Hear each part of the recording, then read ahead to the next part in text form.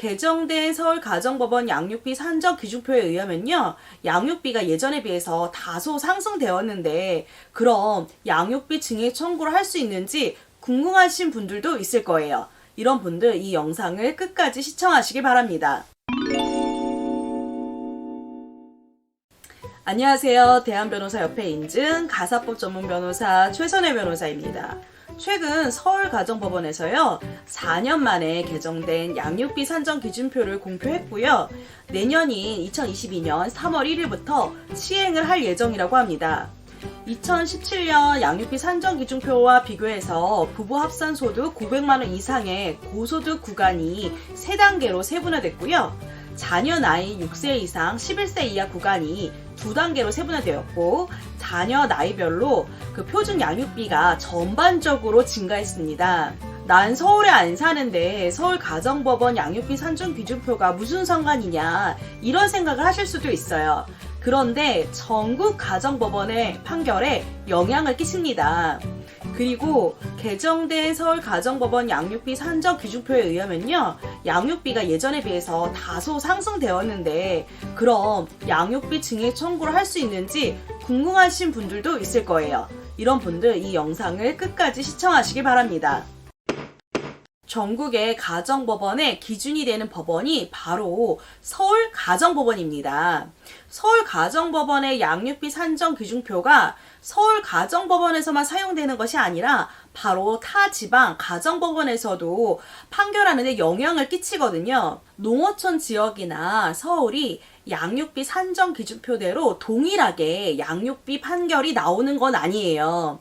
서울에 비해 상대적으로 농어촌 지역의 경우에는 물가와 평균 소득이 낮다 보니까 이러한 부분이 양육비 산정에 반영이 됩니다. 하지만 그 기준이 서울가정법원의 양육비 산정 기준표라는 거는 변함이 없습니다.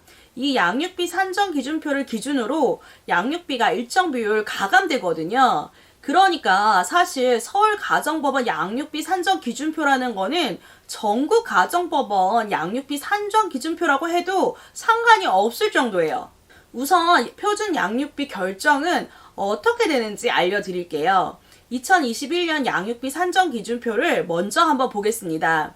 이 표 양육비는 자녀가 2명일 때 자녀 1인당 양육비가 정리되어 있는 표예요. 가정법원에서는 크게 4단계를 걸쳐서 비양육자가 지급해야 할 양육비를 결정하는데요. 첫째, 우선 서울가정법원 양육비 산정 기준표상 자녀의 나이, 부모의 그 합산 소득의 그 교차점으로 표준 양육비부터 결정을 합니다. 예를 들어 가족 구성원이 양육자, 비양육자, 만 15세인 딸 1명, 만 8세인 아들 1명, 이렇게 4인 가구이고, 부모의 그 월 평균 소득이 세전 소득은 양육자가 180만 원, 비양육자는 280만 원으로 합산 소득이 450만 원으로 가정해 볼게요. 부모의 합산 소득이 400만 원에서 499만 원 사이니까 해당 열에서 만 8세 아들 나이의 교차 구간을 보면요, 114만 원, 그리고 만 15세 딸 나이의 교차 구간을 보면요, 140만 2천 원이 각 표준 양육비라는 것을 알 수 있습니다. 딸 아들의 표준 양육비 합계는 254만 2천 원이 되는 거죠. 이렇게 정해진 양육비에 양육비를 그 감산하거나 가산하는 요소가 있으면 이를 표준 양육비에 고려해서 양육비 총액이 확정이 돼요. 별다른 가감산 요소가 없다면 표준 양육비 그대로 양육비 총액이 확정이 되는 거고요. 양육비 가산 내지 감산 요소를 보면요, 부모의 재산 상황, 자녀의 수, 자녀의 거주 지역, 고액의 치료비가 드는 경우, 비양육자의 개인 회생 여부 등이 반영이 되는데요. 양육비로 자녀의 고액 치료비가 있는데 예전에는 장기간 치료를 요한다라는 요건이 있었는데요. 이번 개정안에서는 이 부분이 삭제가 됐고요. 고액의 치료비가 소요되는 경우가 추가되었습니다. 개정 전에는 고액의 교육비는 부모가 합의한 교육비만 가산 요소로 정하고 있었는데, 이 외에도 사건 본인의 복리를 위해서 합리적으로 필요한 범위 내에 고액의 교육비가 가산 요소로 고려될 수 있다는 내용이 추가되었어요. 예를 들어 이혼하기 전에 운동이나 음악 등 예체능을 하는 경우에는 양육비 산정 기준표보다 높은 금액의 양육비를 부담하는 경우가 있을 수 있잖아요.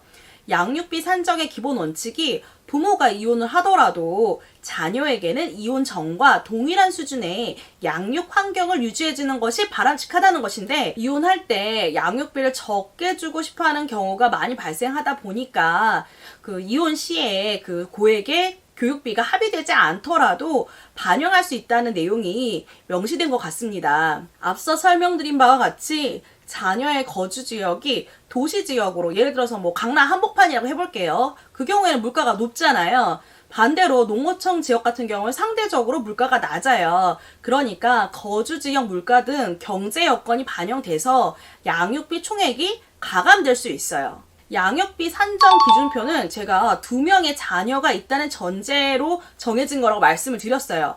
그러니까 자녀가 1명인 경우에는 양육비가 다소 올라가게 되고요. 3인 이상인 경우에는 1인당 양육비가 낮아지게 됩니다. 이렇게 양육비 총액이 결정이 되면요, 양육비 분담 비율을 결정하게 되는데요. 총 부모의 합산 소득에서 비양육자의 양육비 분담 비율을 정하는 거예요. 이거는 되게 쉬워요. 소득에 비례하게 되거든요. 예를 들어 양육자가 180만원, 비양육자가 270만원, 합산 소득이 450만원이니까 비양육자는 전체 소득의 본인의 소득 비율만큼, 즉 60%의 양육비를 부담하게 되는 거죠. 마지막으로 비양육자가 지급해야 될 양육비는 양육비 총액에서 비양육자의 양육비 부담 비율을 곱하면 되는데요. 비양육자가 지급해야 될 양육비는 전체 아이의 양육비인 254만 2천원에서 60%를 곱한 152만 5,200원이 되는 거죠. 소득이 없는 경우에는 양육비를 부담하지 않아도 되냐? 그건 아닙니다. 소득 활동을 할 수 없는 특별한 사유가 없는 한 현재 소득이 없더라도 자녀의 양육비 중 필요한 최소 부분에 대해서는 책임이 있거든요. 그러니까 부모 소득과 재산이 없는 경우에도 부모 합산 소득 199만원 미만의 그 양육비 구간에 해당하는 양육비는 부담을 해야 되는 거죠. 사실 이렇게 양육비를 법원에서 기준을 두고 정하고 있는 것은 부모의 그 협의가 이루어지지 않았을 때고요. 원만히 합의가 된다면 법원에서는 당사자들이 정한 양육비를 존중해주고 있습니다. 이번 개정된 양육비 산정 기준에 대한 그 양육비보다 적거나 많은 양육비를 지급한다 하더라도 별다른 사정 변경이 없었다면 양육비 변경이 될 가능성은 매우 낮습니다.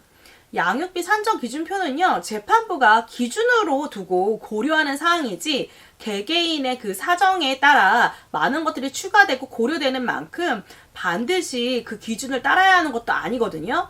그리고 단순히 물가 상승을 이유로 양육비 변경이 되는 것도 어렵습니다. 다만 양육자의 수입이 크게 감소한 경우나 비양육자의 수입이 이전과 달리 크게 증가한 경우, 아니면 자녀가 갑자기 건강이 안 좋아져서 고액의 치료비를 요하는 경우 등 이런 사정 변경이 있을 때에는 양육비 변경이 가능합니다.